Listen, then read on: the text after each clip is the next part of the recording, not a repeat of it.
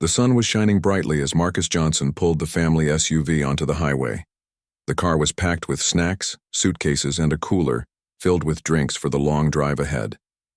Beside him sat his wife Lisa, who was scrolling through her phone, occasionally pointing out interesting landmarks they would pass along the way.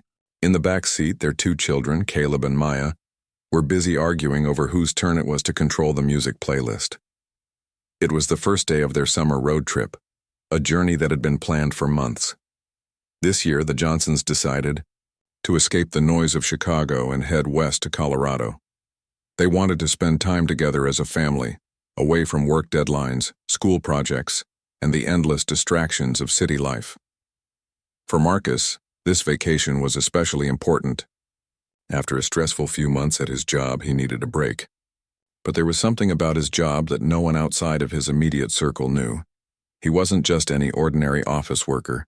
Marcus was an FBI agent, though he rarely spoke about it, even to his closest friends. His role often required secrecy, and he preferred to keep his professional life separate from his personal one. As the miles rolled by, the scenery changed from urban sprawl to wide-open fields dotted with cows and barns. The kids grew quiet, mesmerized by the vastness of the countryside. Lisa leaned back in her seat, closing her eyes for a quick nap while Marcus focused on the road. He loved these moments, simple, peaceful, and free from complications. It felt like nothing could go wrong. But sometimes, trouble finds you when you least expect it. Around mid-afternoon, Marcus spotted a gas station up ahead. They were running low on fuel and the kids were getting restless, so he decided to stop. As he pulled into the parking lot, he noticed a police cruiser parked near the entrance. Two officers stood beside it, chatting casually. Marcus didn't think much of it at first. He parked the car, turned off the engine, and stepped out to fill up the tank. Lisa stayed inside with the kids, letting them stretch their legs in the shade. While Marcus pumped gas, one of the officers approached him. It was Officer Greg Dawson, a tall man with a stern expression. "Good afternoon," Dawson said, his tone clipped. "Can I see your driver's license and registration?" Marcus blinked, surprised by the request. "Sure," he replied calmly, pulling out his wallet. "Is there a problem?" "No problem," Dawson said, though his body language suggested otherwise. "Just routine checks." Marcus handed over his documents, watching as Dawson studied them carefully. Behind him, the second officer, Keith Monroe, walked closer, eyeing the SUV and its occupants. Lisa glanced nervously at Marcus, unsure why the officers seemed so interested in their family. "Where are y'all headed?" Dawson asked, his accent thickening slightly. "We're going to Colorado for vacation," Marcus answered politely. "Just passing through." Dawson nodded but didn't return the documents. Instead, he looked past Marcus toward the car. "Y'all live in Chicago?" "Yes, we do," Marcus said, starting to feel uneasy. "Why are you asking all these questions?" Monroe chimed in now, his voice carrying a hint of mockery. "You folks fit the description of someone we've been looking for. A robbery happened around here last night. Guy matching your build, dark skin, driving a similar vehicle." Marcus frowned, his patience wearing thin. "I'm sorry, but that doesn't make sense. We've been on the road since early this morning. You can check our plates or call my workplace if you need confirmation." Dawson smirked, clearly unimpressed. "We'll handle this our way. Thank you very much." Lisa stepped out of the car at that moment, her face flushed with concern. "What's going on here?" she demanded. "Why are you harassing my husband?" "Ma'am, please stay calm," Monroe said, raising his hands defensively. "We're just doing our jobs." Caleb and Maya climbed out of the car too, sensing the tension in the air. Maya clung to her mother's arm, her big brown eyes wide with fear. Caleb crossed his arms defiantly, glaring at the officers. "This isn't fair," he blurted out. "My dad didn't do anything wrong." Marcus placed a hand on Caleb's shoulder, silencing him. "It's okay," he murmured. "Let's not escalate this." Despite his efforts to remain calm, the situation quickly spiraled out of control. Dawson and Monroe insisted on detaining the entire family, claiming it was standard procedure. They ignored Marcus's protests and refused to listen to reason. Within minutes, the Johnsons found themselves sitting in the back of a police car, confused and angry. As they drove away from the gas station, Lisa turned to Marcus, tears streaming down her face. How could this happen? We didn't do anything. Wrong. Marcus sighed deeply, his jaw tight with frustration. I don't know, he admitted. But we'll figure this out. Don't worry. I won't let them get away with this. Though he sounded confident, Marcus couldn't shake the feeling of dread creeping into his chest. He knew racism existed, but he hadn't expected to encounter it so blatantly during what was supposed to be a relaxing family trip. Still, he reminded himself that he had resources most people didn't, resources that might come in handy sooner, rather than later. For now, all they could do was wait, and hope that justice would prevail. The inside of the police car smelled like stale air freshener and old leather. Maya sniffled quietly, her small hands gripping the edge of the seat as she tried to hold back tears. Caleb stared out the window, his face pale with anger and confusion. Lisa sat between them, her arms wrapped protectively around her children, while Marcus remained silent in the front passenger seat, his eyes fixed on the road ahead. They arrived at the sheriff's office a short time later, a squat brick building, surrounded by empty parking lots and fields. The officers led the Johnsons inside without explanation, their boots echoing loudly against the tiled floor. Inside, the air was cool but heavy with tension. A few desks were scattered around the room, cluttered with papers and coffee cups. Sheriff Bill Harper stood near the center, flipping through a folder. He looked up when they entered, his gaze lingering on Marcus before moving to Lisa and the kids. Sheriff, Dawson said, tipping his hat slightly. We brought them in for questioning. They matched the description of the suspect from last night's robbery. Harper raised an eyebrow, studying the family carefully. This is the guy? He asked, pointing at Marcus. His tone was skeptical, almost dismissive. Yes, sir, Monroe replied quickly. Same build, same vehicle type. Plus, they're from Chicago. Could be connected. Marcus clenched his fists but kept his voice steady. Sheriff, this is ridiculous. My family and I are on vacation. We've been driving since early this morning. You can verify our story easily. Harper chuckled dryly, shaking his head. Son, you don't get to tell me what's ridiculous. Now sit tight while we sort this out. The officers ushered the Johnsons into separate rooms. Marcus was taken to a small interrogation room with bare walls and a single table. The door slammed shut behind him, leaving him alone with his thoughts. He knew better than to panic. He'd been in situations like this before during his career. But it was different now. This wasn't about him. It was about his family. Every second they spent locked up was another moment of fear for Lisa and the kids. In another part of the building, Lisa tried to comfort Caleb and Maya, who were seated together in a cramped holding area. It's going to be okay, she whispered, brushing Maya's hair away from her face. Dad will fix this. Caleb crossed his arms, glaring at the closed door. Why are they treating us like criminals? We didn't do anything wrong. I know, sweetheart, Lisa said softly. But sometimes people make mistakes, or sometimes they're just mean for no reason. Maya looked up at her mother, her voice trembling. Are we going to go to jail? No, baby, Lisa assured. We're not going to jail. Your dad is smart and he'll figure this out. Meanwhile, back in the main office, Harper leaned back in his chair, lighting a cigarette. So, what exactly makes you think this guy's involved? He asked Dawson and Monroe.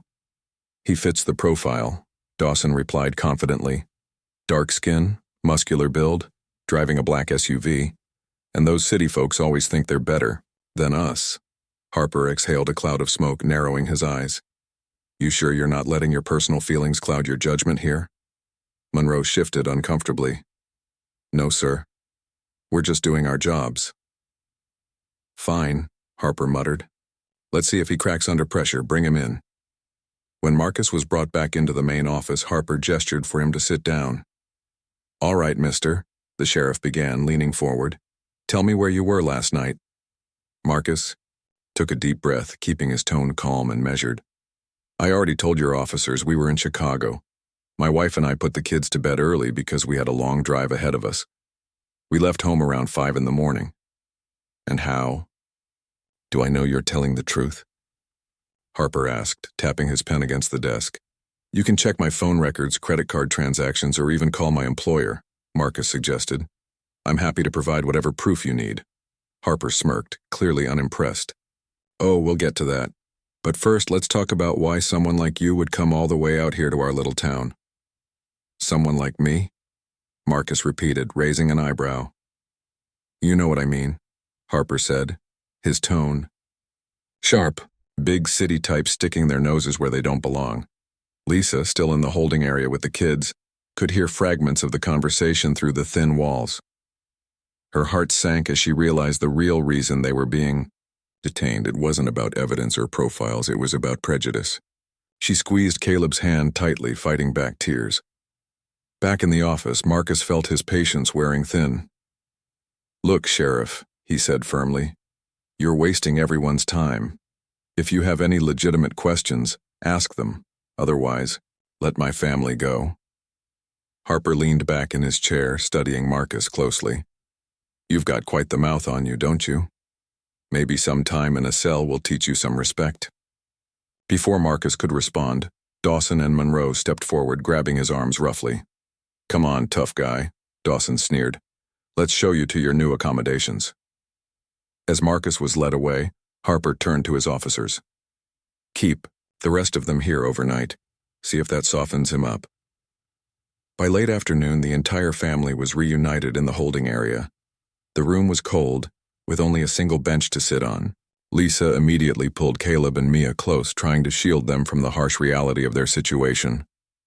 Marcus sat silently, his mind racing with possibilities. He knew he couldn't reveal his true identity yet, not without risking further complications, but he also knew he couldn't let this continue indefinitely.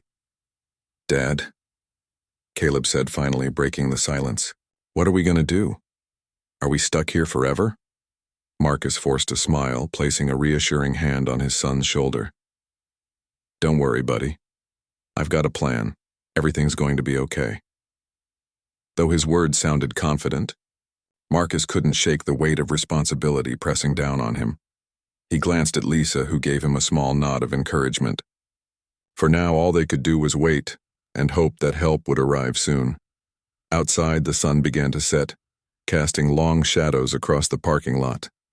Inside the sheriff's office, the Johnsons huddled together, drawing strength from each other. Despite the fear and uncertainty swirling around them, they refused to let despair take hold.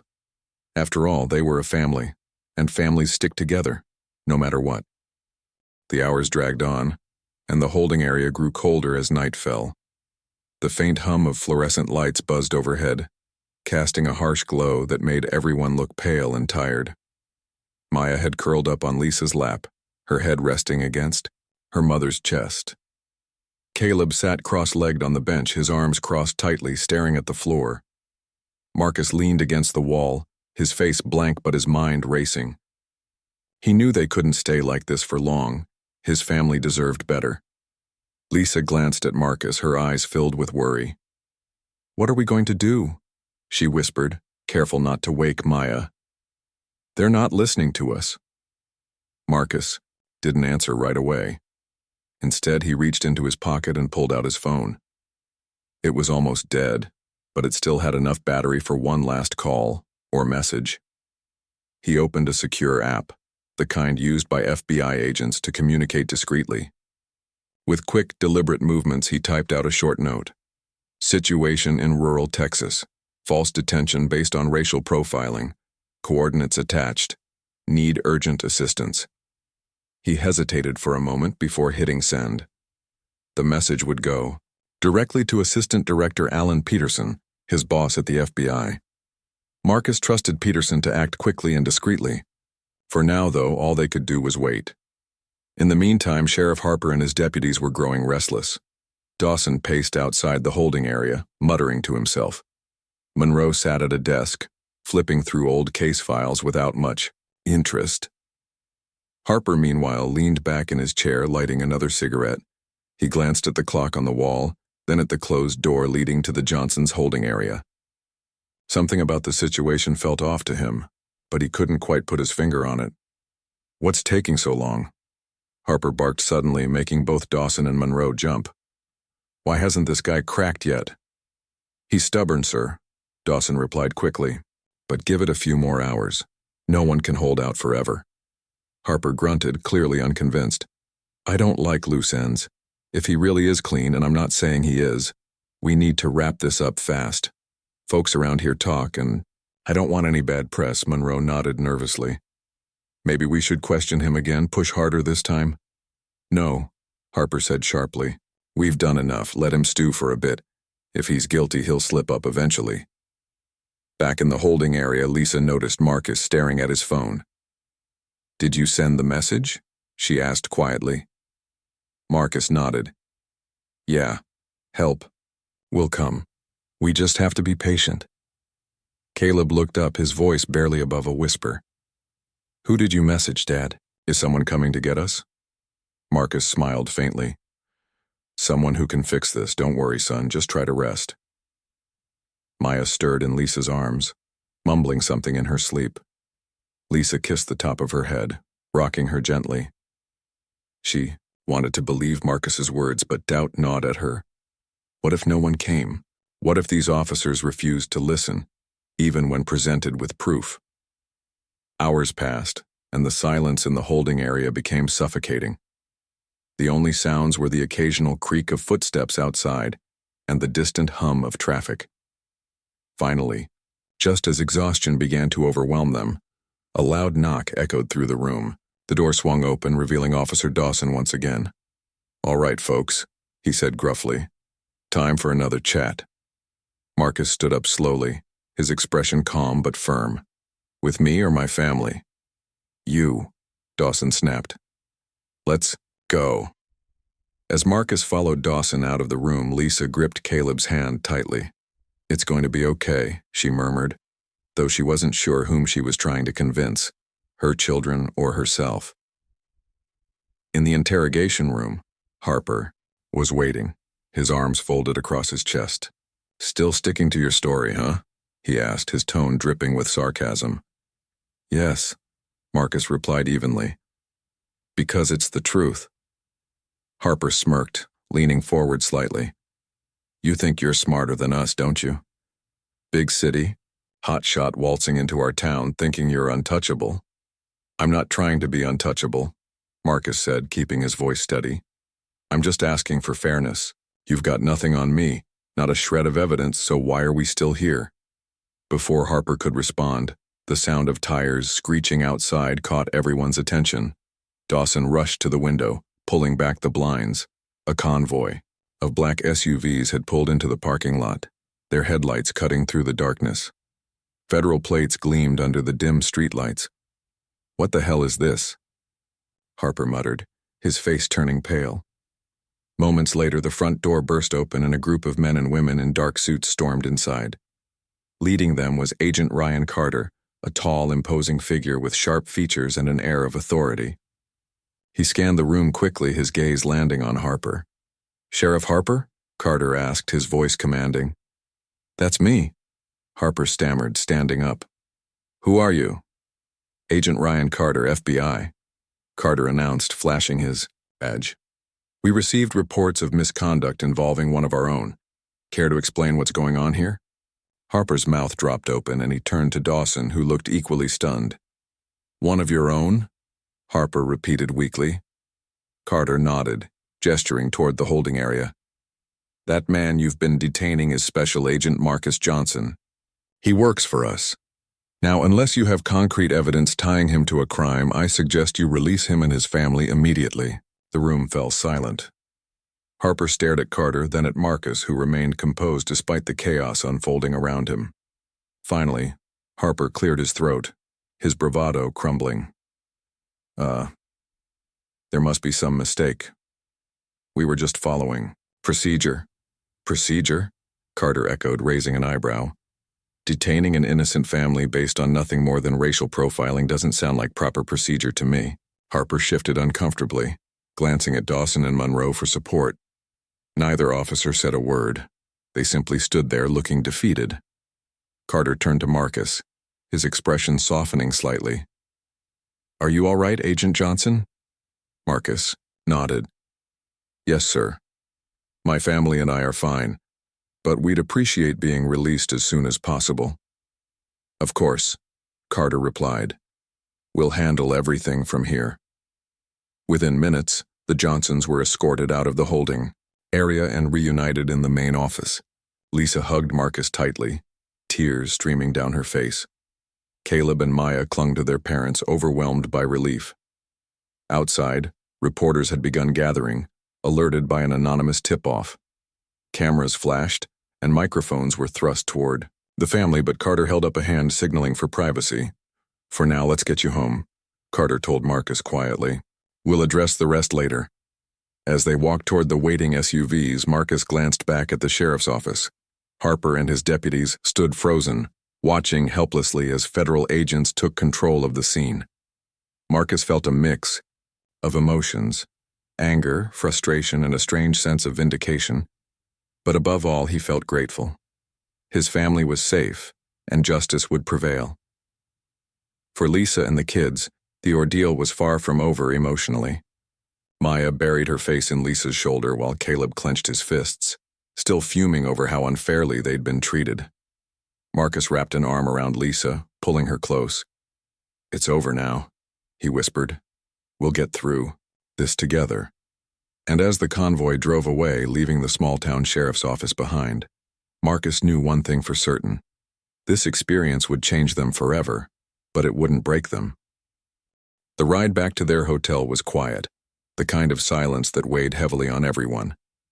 The Johnsons sat in one of the FBI SUVs, escorted by Agent Carter and his team. Lisa held Maya tightly, her daughter still shaken but finally asleep. Caleb stared out the window, watching the dark countryside blur past. His fists were clenched, his jaw set tight.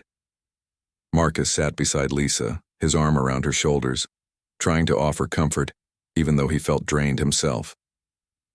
Agent Carter drove, silently, occasionally glancing at the family through the rearview mirror. He could see the toll the ordeal had taken on them: dark circles under their eyes, slumped postures, and expressions tinged with exhaustion. He didn't say much, knowing they needed space to process everything that had happened. But before dropping them off, he pulled over near a quiet stretch of road and turned to face them. "I know this has been tough," Carter said, his voice calm but firm. "But I want you all to understand something. You're not alone in this. What happened tonight wasn't just about your family. It's part of a bigger issue. We'll make sure those officers are held accountable." Marcus nodded slowly. "Thank you, Agent Carter. I appreciate everything you've done for us." Carter gave a small smile. "It's my job. And yours too, Marcus. You've seen firsthand how systemic problems can affect people. When we get back to Chicago, maybe we can talk about ways to prevent situations like this from happening again."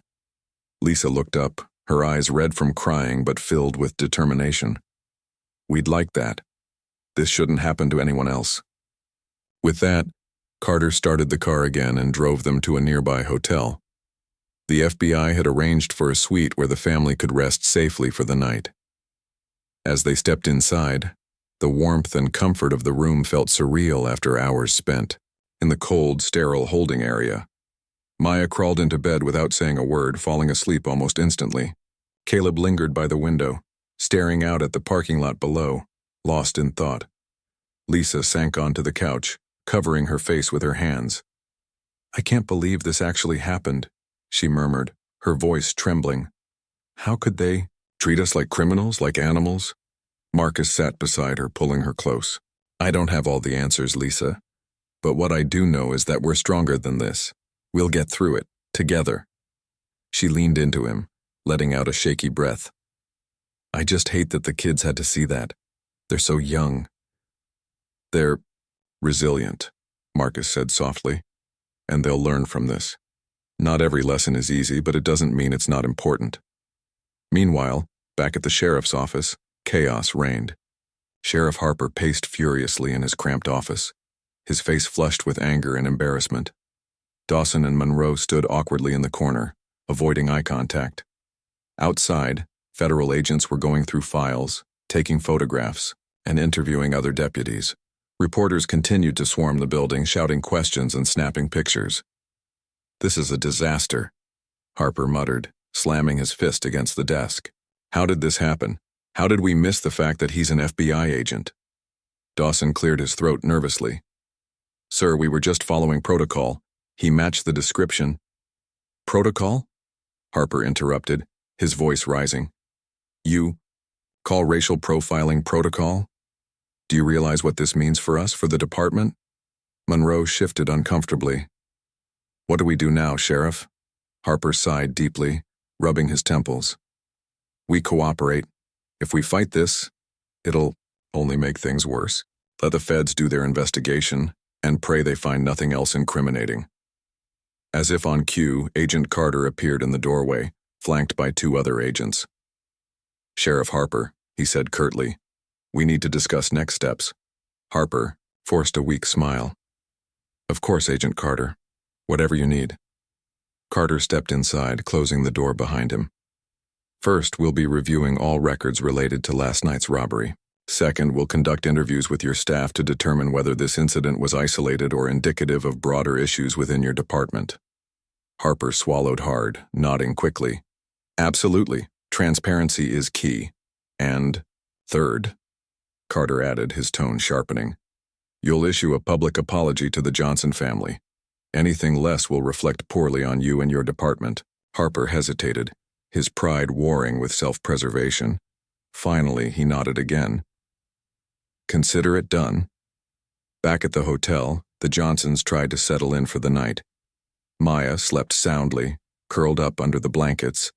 Caleb eventually joined her, though his mind was far from restful.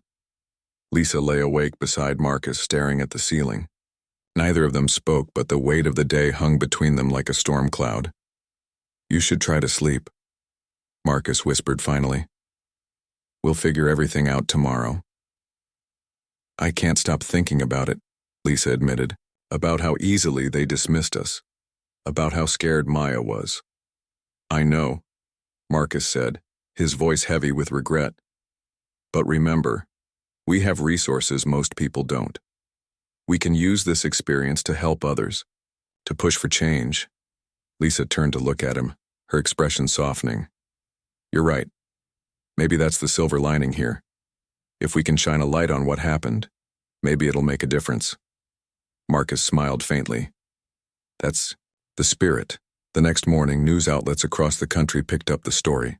Headlines blared phrases like, "Racist cops detain black family," and "FBI steps in after false arrest." Videos of the convoy arriving at the sheriff's office went viral, sparking outrage online. Social media exploded with hashtags calling for accountability and reform. Calls poured into local government offices demanding justice for the Johnsons. In Chicago, Marcus's colleagues at the FBI rallied around him. Assistant Director Peterson personally called to check in, offering support and assuring Marcus that the Bureau would stand by him and his family. "This isn't just about you, Marcus," Peterson said during their conversation. "It's about sending a message that no one is above the law, not even law enforcement." Marcus appreciated the sentiment but remained focused on protecting his family. Over breakfast, he and Lisa discussed their options moving forward. "We need to decide how much attention we want to bring to this," Marcus said cautiously. "The media is already involved, but we can choose how involved we want to be." Lisa nodded thoughtfully. "I think we owe it to ourselves, and to others, to speak out.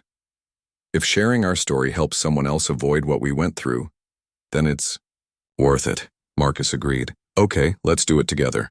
By midday, they released a joint statement through the FBI, recounting their experience and emphasizing the need for reform in law enforcement practices.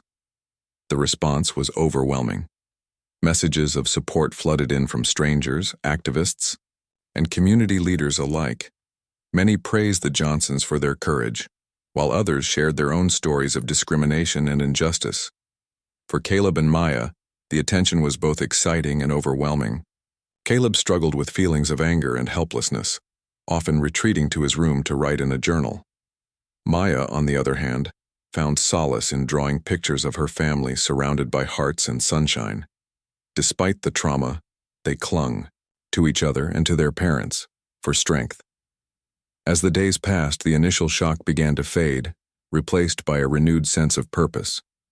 Marcus threw himself into advocacy work, collaborating with organizations focused on racial justice and police reform. Lisa volunteered with a local nonprofit, mentoring families affected by similar experiences. Together, they became voices for change, using their platform to educate and inspire others. Though the scars of that night would always remain, the Johnsons refused to let bitterness define them. Instead, they chose resilience, love, and hope. And as they stood together, united in their mission, they knew they weren't just fighting for themselves. They were fighting for a better future for everyone. The weeks following the incident were a whirlwind of activity for the Johnson family. Life in Chicago had changed dramatically, not just because of the media attention, but also because of the emotional toll the experience had taken on each of them. Marcus and Lisa worked tirelessly to keep things as normal as possible for Caleb and Maya, but it wasn't easy. The kids were quieter than usual, their laughter replaced by long moments of reflection. Caleb spent most of his time in his room, either writing in his journal or sketching scenes from their trip. His drawings often showed the police car they'd been forced into, the cold holding area, and the worried faces of his parents. Sometimes he added captions like, "This isn't fair," or "Why does this happen?" When Lisa found one of these sketches pinned to his bulletin board, she sat down with him to talk. "Hey, buddy," she said gently, sitting on the edge of his bed. "Can we talk about what you're feeling?" Caleb shrugged, keeping his eyes on the floor. "I don't know, I guess I'm mad. Those cops treated us like we didn't matter, like we weren't human." Lisa nodded, her heart breaking for her son. "You have every right to feel that way. What happened was wrong. But remember, we're doing something about it now. We're telling our story so other families don't have to go through the same thing." Caleb looked up at her, his brown eyes glistening with unshed tears. "Do you think it'll make a difference?" "I do," Lisa said firmly, though she couldn't hide the flicker of doubt in her voice. "Even if it helps just one person, it's worth it." Across the hall, Maya was coping differently. She filled pages of her coloring books with bright, cheerful images, flowers, rainbows, and smiling stick figures holding hands. One day, Marcus noticed a new drawing taped to the refrigerator. It showed their family standing together under a big yellow sun, surrounded by words written in crayon. "We are strong. Love wins." Marcus smiled, kneeling beside her. "Did you draw this, sweetheart?" Maya nodded proudly. "Yes, because no matter what happens, we always stick together, right?" "That's right," Marcus said, pulling her into a hug. "Nothing can break us apart." While the kids processed their emotions in their own ways, Marcus threw himself into advocacy work.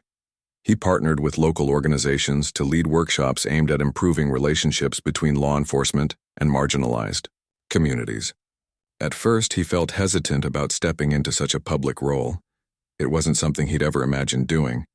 But the overwhelming support from colleagues and strangers alike gave him courage. One evening, after returning home from a community meeting, Marcus sat down with Lisa to discuss the progress they'd made. "People really want to listen," he said, leaning back on the couch.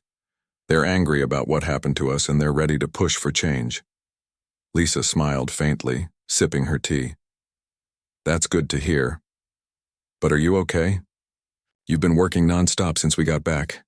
"I'm fine," Marcus replied, though his tired eyes told a different story. "It's just, I feel like I owe it to everyone who's counting on us.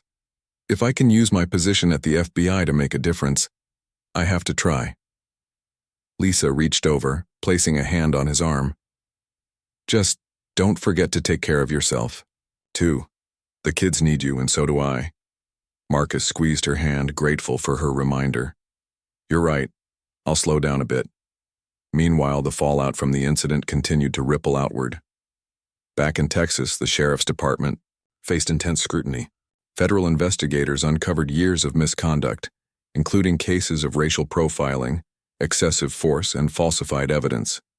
Dawson and Monroe were suspended without pay pending further review, while Sheriff Harper resigned in disgrace. The town council announced plans to implement stricter oversight measures and mandatory bias training for all officers. Despite these steps, tensions remained high. Some residents defended the officers, claiming they'd simply been doing their jobs. Others demanded accountability, organizing protests outside the sheriff's office. National news outlets covered the controversy extensively, sparking debates about systemic racism in law enforcement across the country. For the Johnsons, the attention was bittersweet. They were glad their story had sparked important conversations, but the constant reminders of their ordeal weighed heavily on them. Every interview request, every social media post, brought back memories they'd rather forget. Still, they pressed on, knowing their voices mattered. One weekend, the family attended a rally organized by a coalition of civil rights groups. Hundreds of people gathered in downtown Chicago, holding signs and chanting slogans like "Justice for all and no more fear." Marcus and Lisa stood side by side on stage, sharing their story with the crowd. Caleb and Maya watched from the sidelines, holding hands tightly. When it was Marcus's turn to speak, he took a deep breath, gripping the microphone. "Thank you all for being here today," he began, his voice steady but tinged with emotion. "What happened to my family shouldn't have happened to anyone. It's a reminder of how far we still have to go to create a world where everyone is treated fairly and with respect." The crowd erupted in applause, cheering loudly. Lisa stepped forward next, her voice trembling slightly. "We're not asking for special treatment," she said.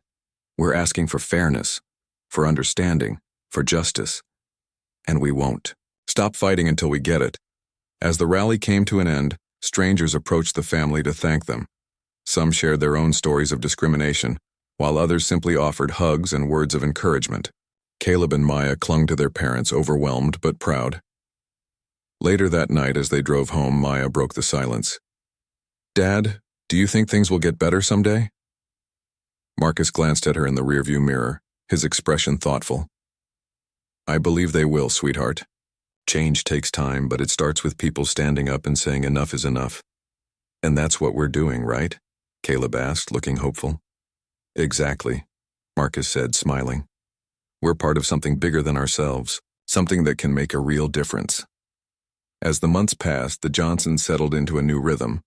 Their lives were still marked by the scars of that night in Texas, but they found strength in their unity and purpose. Marcus became a respected advocate for reform, traveling across the country to speak at conferences and meet with lawmakers.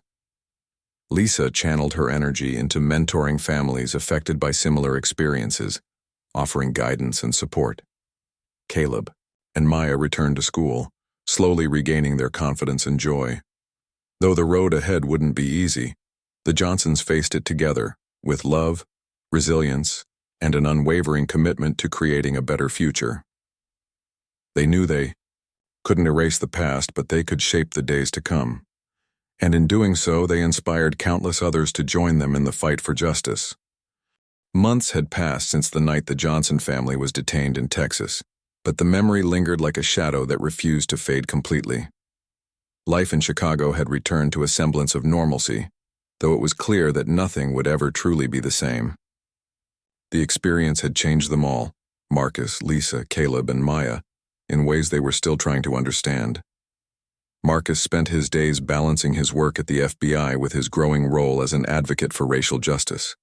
He traveled frequently, speaking at schools, community centers, and conferences about the importance of accountability and reform within law enforcement. His speeches were always heartfelt, drawing from his personal experiences without overshadowing the broader issues. People listened, not just because he was an FBI agent, but because he spoke with authenticity and compassion. Lisa, too, found her own path forward. She became deeply involved with a nonprofit organization called Voices for Change, which supported families affected by racial profiling and police misconduct. Through the group, she met other parents who had faced similar struggles, and together, they formed a tight-knit network of support. Lisa often hosted meetings at their home, where stories were shared over cups of coffee and plates of homemade cookies. These gatherings reminded her that they weren't alone, that there were others out there fighting the same battles. For Caleb and Maya, life gradually began to feel lighter. The initial anger and fear that had gripped them after the incident slowly gave way to a renewed sense of hope. At school, Caleb joined a student-led group focused on social justice. They organized fundraisers, awareness campaigns, and even a mural project to celebrate diversity in their community. Maya, meanwhile, continued to express herself through art. Her colorful drawings now adorned the walls of local businesses, spreading messages of love and unity. Despite these positive developments, the family still faced challenges. Late at night, when the house was quiet, Marcus sometimes lay awake replaying the events in Texas in his mind. He wondered if he could have handled things differently, if he could have protected his family better. Lisa noticed his restlessness and would gently remind him that they had done everything they could. "You can't carry the weight of the world on your shoulders," she'd say. "We're safe now, and that's what matters." One crisp autumn morning, the Johnsons received an invitation to attend a special ceremony in Washington, D.C. It was being held to honor individuals and families who had made significant contributions to the fight against systemic racism. Marcus hesitated at first, unsure if they were ready for another public appearance, but Lisa encouraged him to accept. "This isn't just about us," she said. "It's about showing people that change is possible." The trip to D.C. was bittersweet. As they walked through the halls of the historic building where the ceremony was held, they were greeted by strangers who thanked them for their courage. Some shared tears, while others offered hugs and kind words. During the event itself, Marcus and Lisa stood side by side on stage as their names were called, receiving a standing ovation from the audience. Caleb and Maya waved shyly from their seats, beaming with pride. Afterward, as they strolled through the city, Maya tugged on Marcus's sleeve. "Dad, does this mean we won?" she asked innocently. Marcus knelt down to meet her eye level, smiling softly. "Not exactly, sweetheart. There's still a lot of work to do. But moments like this remind us that we're heading in the right direction." Caleb nodded thoughtfully. "And we're helping, right? That counts for something." "That's right," Marcus said, ruffling his son's hair. "Every step matters." Back in Chicago, the effects of their advocacy efforts began to take root. Local lawmakers introduced new legislation aimed at increasing transparency and accountability within police departments. Community leaders partnered with law enforcement agencies to create training programs focused on cultural sensitivity and de-escalation techniques. Slowly but surely, attitudes started to shift. At home, the Johnsons celebrated small victories. When Caleb's school announced plans to host a diversity week featuring guest speakers and workshops, he proudly told his classmates about his family's involvement in the movement. Maya's artwork was featured in a local gallery exhibit dedicated to youth voices for change. And Marcus and Lisa found joy in watching their children grow into compassionate, socially aware individuals. But perhaps the greatest victory came during a quiet evening at home. The four of them sat around the dining table, sharing a meal and laughing over silly jokes. For the first time in months, the atmosphere felt light and carefree.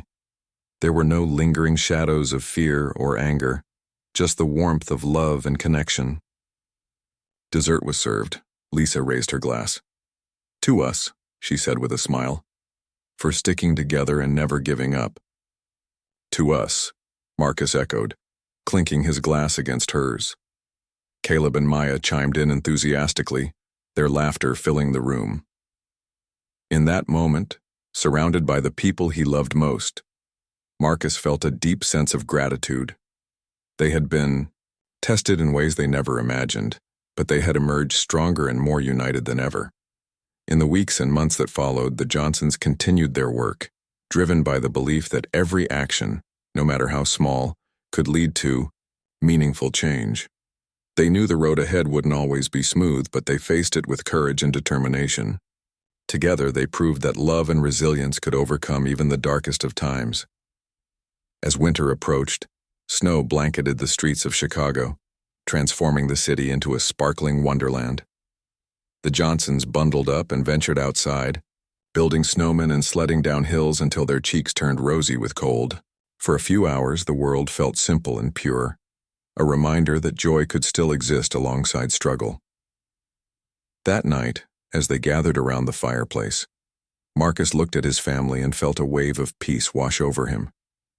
They had been through so much, yet here they were, safe, happy, and hopeful for the future.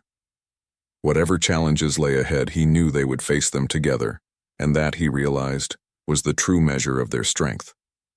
Not the awards or recognition, but the unbreakable bond they shared, the bond that had carried them through the hardest of times and would continue to guide them forward. As the fire crackled softly in the background, Marcus leaned back in his chair, closing his eyes. For the first time in a long while, he felt truly at ease. The fight wasn't over, but for tonight, they could rest,